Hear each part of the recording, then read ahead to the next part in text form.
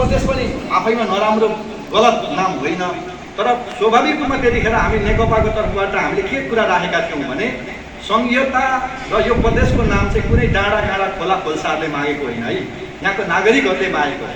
यहाँको नागरिकहरूले मागेको हो, यहाँको इतिहासको आधारमा होइन, यहाँको चाहिँ नि सभ्यताको आधारमा होइन, यहाँको चाहिँ ऐतिहासिक चाहिँ मतलब घटनाक्रमहरूको आधारमा आधार बनाएर प्रदेशको नामाङ्कन गर्नुपर्छ भन्ने कुरा हामीले त्यतिखेर नि मत राखेका थियौँ।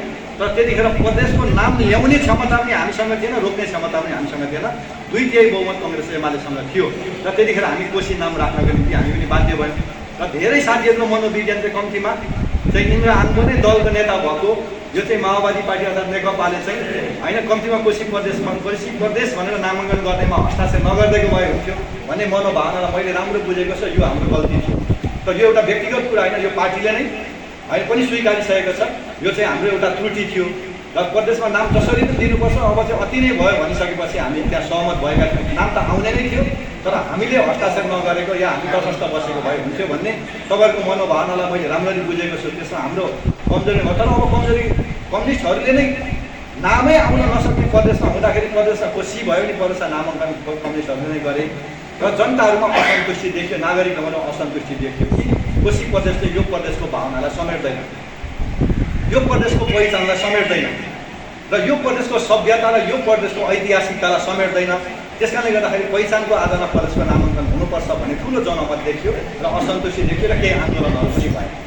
र यो कुरालाई बुझेर फेरि हामीले के भन्यो भने जनताले छिटो नाम राख्नुपर्छ भन्दा कोशी भने छिटो नाम हामी कम्युनिस्टहरूले नै राख्यौँ र जनताले यो नाम ठिक भएन, यो प्रदेश यो प्रदेशको चाहिँ भावनाको सम्बोधन भएन भन्दाखेरि जनताको भावना अनुसार प्रदेशको पुनः नामाङ्कन पनि हाम्रै नेतृत्वमा गर्नुपर्छ भन्ने कुरा हामीले उठाएका थियौँ। र एउटा खुसीको कुरा पनि हो, यो बारेमा छलफल गर्न एमाले तयार भएको छ र हामीले प्रदेश सभामा एउटा प्रदेशको पुनः नामाङ्कन गर्न सकिने एउटा चाहिँ के अरे नियमावली संशोधन प्रस्ताव गरेका छौँ र त्यसलाई त्यो नियमावलीलाई पास गर्नको निम्ति हामी संशोधन गर्नको निम्ति हामी तयार भएका छौँ, सहमत भएका छौँ र माथिका शीर्ष नेताहरू बिचमा चाहिँ सहमति गरेर यहाँका दलहरू बिचमा चाहिँ सहमति गरेर हामी आवश्यक परेको बेलामा प्रदेशको पुनः नामाङ्कन पनि गर्नको निम्ति पनि हामी छलफल गर्नको निम्ति तयार छौँ भन्ने वातावरण पनि एउटा तयार भएको छ। त्यो सहमति पनि त्यसपालि एमाले र हामी बिचमा भएको छ।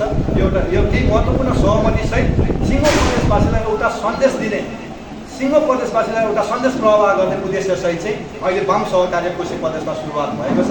यसले मलाई के लाग्छ भने चाहिँ भोलिको दिनमा मलाई चाहिँ जनतामा हाम्रो एजेन्डाहरू स्थापित गराउनको निम्ति होस् या हाम्रो मूल्य मान्यतालाई जनताको बिचमा लैजान होस् या अहिले गुमेको चाहिँ जनमतलाई फर्काउनको निम्ति यो महत्त्वपूर्ण चाहिँ बढी चाहिँ यो वामपन्थी सहकार्य हुनेछ भन्ने विश्वास चाहिँ हामीले लिएका छौँ। यो बारे मैले यति नै राख्छु।